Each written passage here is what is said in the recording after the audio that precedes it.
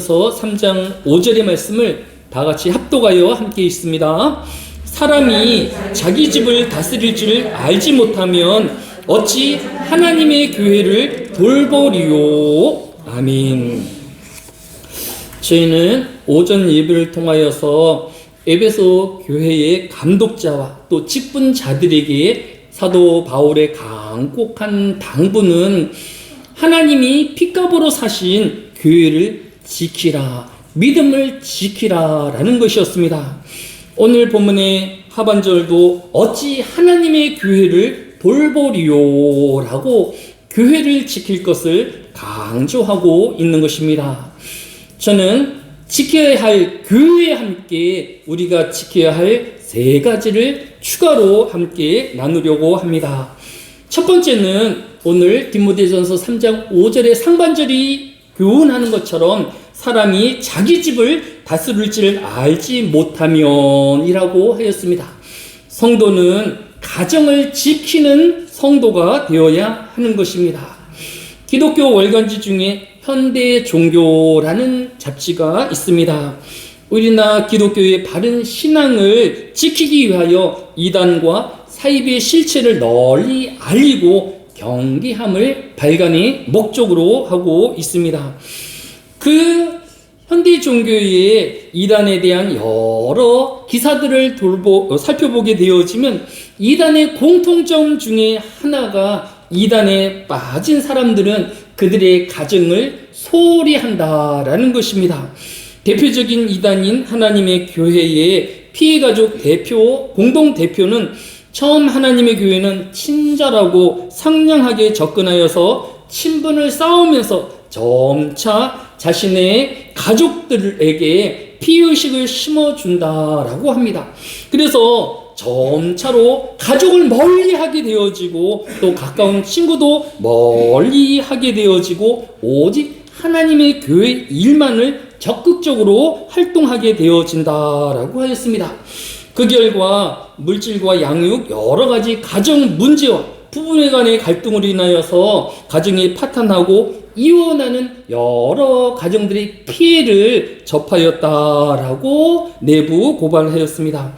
또한 대표적인 이단인 신천지 피해연대 고문은 청소년들이 인터뷰라든지 설문조사라든지 또 심리상담 여러 가지 이유로 이 신천지의 성경 공부로 유인된 이후에 이 청소년들이 점차 성적이 부진하게 되어지고 휴학을 하거나 자퇴, 재적을 하여서 올바르게 학업을 이어가지 못하고 있다라고 지적하기도 하였던 것을 볼 수 있습니다. 또한 가정 안에서 갈등으로 심화되어 이혼과 가출이 속출하고 있다라고 고발한 것을 볼 수 있습니다. 그러나 성경은 디도서 1장 11절에서 그들의 입을 막을 것이라 이런 자들은 더러운 이득을 취하려고 마땅하지 아니한 것을 가르쳐 가정들을 온통 무너뜨리는 도다라고 하였습니다. 일찍이 목회서신인 디도서에서도 이단에 빠진 많은 무리들이 가정을 무너뜨린다라는 특징을 지적한 것을 볼 수 있습니다. 그러면 가정에 대한 올바른 성경의 교훈은 무엇일까요? 시편 68편 6절에 보면 하나님이 고독한 자들은 가족과 함께 살게 하시고 갇힌 자들을 이끌어내사 형통하게 하시느니라 라고 했습니다. 하나님은 그의 백성인 성도가 가족과 함께 거하고 가족 안에서 형통하게 하시는 분임을 소개하여 주고 있는 것입니다. 또한 시편 107편 41절에는 궁핍한 자는 그의 고통으로부터 건져주시고 그의 가족을 양떼같이 지켜주시나이다 라고 하였습니다. 하나님은 성도 개인뿐 아니라 그의 모든 가족을 양떼를 살핀 것 같이 보호하여 주시고 지키시는 분이심을 교훈하고 있는 것입니다. 뿐만 아니라 디모데전서 5장 8절은 누구든지 자기 친족 특히 자기 가족을 돌보지 아니하면 믿음을 배반한 자요 불신자보다 더 악한 자니라 라고 교훈하고 있는 것을 볼 수 있습니다. 사람이 가족에 얽매이지 아니하고 혼자 사는 것처럼 자유로울 일도 없을 것입니다. 그러나 하나님이 주신 가정이기에 내 자유가 조금 줄어든다 하고 내 불편함이 있다 할지라도 양보하고 배려하면서 끝까지 가정을 지키우는 저와 여러분이 되어야 할 것입니다. 여러분은 지난주 오락 프로그램을 보셨는지 모르겠는데 이 방송에는 자신의 부인과 결혼을 선언한, 우리나라 최초로 결혼을 선언하고 혼자 살고 있는 한 우리나라의 대표 연기자의 방송이 있었습니다. 그는 여전히 이 방송에서 자신의 부인이 죽어도 자신은 그 장례식에 가지 않겠다라고 하고, 가족이 없는 외로움을, 강아지 2마리를 키우고 강아지가 달라는 밥과 간식을 또 그들과 놀아주면서 정신없는 하루를 보내고 있기 때문에 자신은 전혀 외롭지 않다라고 말하는 것을 보았습니다.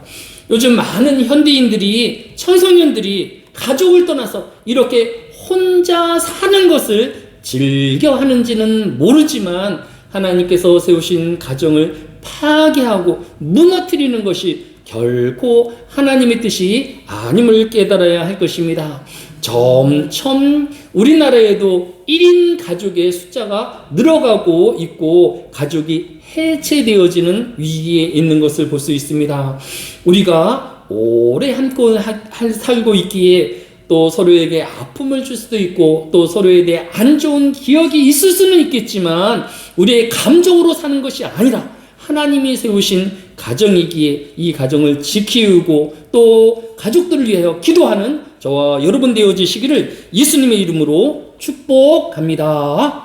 두 번째로 성도가 지켜야 하고 돌보아야 할 것은 우리가 가지고 있는 우리 사회와 우리 국가를 지키는 성도가 되어야 할 것입니다. 오늘 여러분이 가지고 있는 주보 순서지 중앙 하단에 옮겨 놓은 것처럼 지난 5월 26일 발표되어진 유리스 패스 제38자 이탈리아 보고서에 따르면 이탈리아인의 70.2%가 안락사를 지지한다라고 발표하였습니다. 이제 하나님이 주신 생명을 사람이 스스로 그 종말을 선택해도 된다라고 하는 사람이 10명 중에 7에 이르는 사회에 또 그러한 세상에 우리가 살고 있는 것을 볼 수 있습니다. 그러나 성경이 교훈하는 바가 무엇입니까? 스바냐 3장 17절에 너희 하나님 여호와가 너희 가운데 계시니 그의 구원을 베푸실 전능자시라. 그가 너로 인하여 기쁨을 이기지 못하며 너로 잠잠히 사랑하시며 너로 인하여 즐거이 부르며 기뻐하시리라 라고 하였습니다. 하나님은 노년에 또 병든 육체를 가지고 있는 사람이 또 어떤 실패와 좌절의 가운데 있는 그 사람이다 할지라도 여전히 창조주 하나님은 그로 인하여 기쁨을 감추지 못하시고 또 반갑게 여기시는 하나님이시며 또 그의 창조된 성도들을, 그의 백성들을 존귀한 존재로 여기시는 분이심을 우리에게 교훈하여 주고 있는 것을 볼 수 있습니다. 이 하나님이 존귀하게 여기시고 기뻐하시는 생명을 자신이 마음에 안는다고, 내 뜻대로 되어지지 않는다고, 내 몸이 육체의 늙음을 인하여서 병듦을 인하여서 스스로 끊는 것은 결코 하나님의 뜻이 아닌 것을 알아야 할 것입니다. 가족 가운데 불편한 사람이 있어도 그 가족을 끝까지 위하여 기도하는 것처럼 우리 몸이 병들고 우리 몸에 여러 질병이 있다 할지라도 이 몸을 끝까지 사랑하고 또 주님이 부르시는 그날까지 믿음을 지키는 것이 마땅한 피조물의 사명인 것을 깨달아야 할 것입니다. 시편 63편 3절은 주의 인자하심이 생명보다 나음으로 내 입술이 주를 찬양할 것이다 라고 하였습니다. 우리는 우리의 숨이 마지막 그 순간까지 그 하나님을 찬양하며 감사하는 우리가 되어지고 우리의 육체를 저주하고 우리의 삶을 비관하는 자가 되어서는 안 되는 것입니다. 끝까지 하나님께 감사하며 또 그 하나님을 찬양하는 저와 여러분 되어지시기를 예수님의 이름으로 축복합니다. 또한 우리 사회가 차별금지법으로 하나님의 뜻을 거스리는 사회가 되지 않아야 할 것입니다. 여러분이 또 지난주 신문을 보셨는지 모르겠는데 법원에서 동성 부부 파탄 책임 인정한 까닭은이라는 제목의 기사가 있었습니다. 도대체 이 기사가 뭔가 했더니 이제 동성 연애를 하는 이 동성의 사실 제가 남자인지 여자인지 모르겠습니다. 하여간 동성인 그런 부부가 이렇게 결혼 생활을 하다가 이 동성인 사람들도 바람을 피우는가 봅니다. 이 한 사람이 바람을 피웠다고 해서 이 사람을 이제 법원에 고발한 것입니다. 재판을 청구했는데 이번에 1심에서는 이 동성 간에는 부부관계가 성립되어지지 아니기 때문에 가정 파탄에 인한 그 위자료를 청구할 수 없다라고 패소 판결했는데 2심에서 지난주에 법원에서는 이 동성 부부라도 마땅히 이 부부관계에 대한 책임이 있기 때문에 민사상 책임 배상을 하라라는 판결이 처음으로 나왔다라는 신문의 기사였던 것입니다.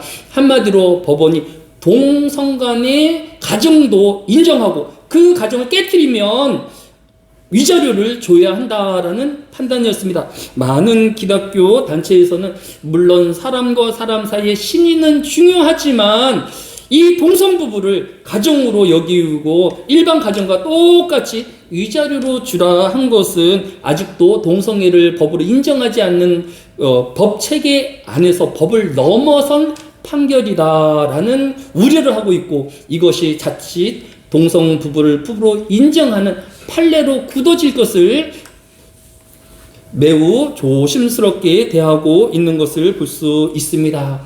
우리는 우리 사회가 하나님이 주신 창조의 목적에 어긋나서 사람의 욕망과 욕심으로 이 사회가 이루어지지 않을 수 있도록 또 이 나라가 하나님의 말씀에 거스리는 사회가 되어지지 않을 수 있도록 나라가 되어지지 않을 수 있도록 기도하는 저와 여러분이 되어야 할 것입니다. 성도가 또 지켜야 할 것은 가정과 또 우리 사회와 나라뿐만 아니라 자신의 몸을 지키는 성도가 되어야 할 것입니다. 디모데전서 4장 8절이 교훈하고 있지 않냐합니까? 육체의 연단은 약간의 유익이 있으나 경건은 범사에 유익하니 금생과 내생에 약속이 있느니라 라고 하였습니다. 물론 믿음이 우리의 영혼의 유익이 되어지는 것은 너무도 당연하지만 또 우리의 육체의 연단, 즉 육체의 건강을 하고 또 건강에 또 도움을 되어지는 것은 유익이 있다라고 성경이 교훈하고 있는 것입니다. 지난주에 6월 5일 날 신책이 한 권 발매가 되었습니다. 이 책은 내는 혼자 울지 않는다라는 책인데 전남 의대의 해부학 교수인 송주연 교수가 쓴 책입니다. 이 책의 내용은 우리는 일반적으로 어떤 사람이 우울증에 걸렸습니다. 어떤 사람이 불안해합니다. 라고 하면 아마도 이 사람은 정신적인 문제가 있는 것 같다. 정신과 상담을 받아야 하고 정신과 약을 먹어야 된다라고 생각하는 것이 일반적인데 이 전남대 해부학과 교수인 송주연 교수는 사람이 이런 불안을 느끼는 것, 또 우울증에 빠지는 것은 정신적인 면도 있지만 이 우리 몸이 가지고 있는 면역 체계가 붕괴되어지거나 또 몸이 불균형하거나 건강하지 못하면 내가 그러한 몸의 불균형을 우울증으로 또 불안으로 표현되어질 수도 있다라는 것입니다. 따라서 사람이 우울증에 빠지게 되어지거나 또는 불안 증상이 있을 때 먼저 할 것은 육체의 건강을 먼저 되돌아보는 일이 매우 중요하다라는 결론을 맺고 있는 것을 볼 수 있습니다. 약과 또 이런 정신적인 치료보다는 우리의 육체를 귀하게 여기고 또 건강을 유지하는 것이 무엇보다도 중요함을 우리에게 교훈하여 주고 있는 것을 볼 수 있습니다. 이제 여름철이 되어지지 않았습니까? 이 여름철에 자칫 우리는 우울증에 빠지기도 하고 또 무력증에 빠지기도 할 것입니다. 더워서 운동을 제대로 할 수 없고 또 입맛이 없기에 균형 잡힌 영양을 갖추지 못하기 때문에 그럴 수도 있을 것입니다.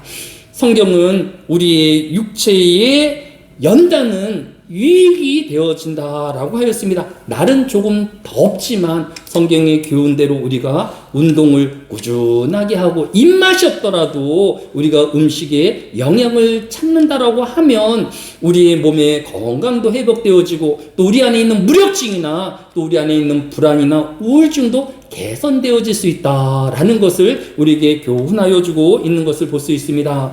이제 우리는 교회를 지키우는 성도가 되어지고 가정을 지키우는 성도가 되어지며 건강한 사회와 나라를 위하여 기도하고 지키는 저희 모두가 되어야 할 것입니다. 우리의 믿음도 중요하지만 이 여름 우리의 육체도 건강한 여름나라 지시기를 예수님의 이름으로 축복합니다.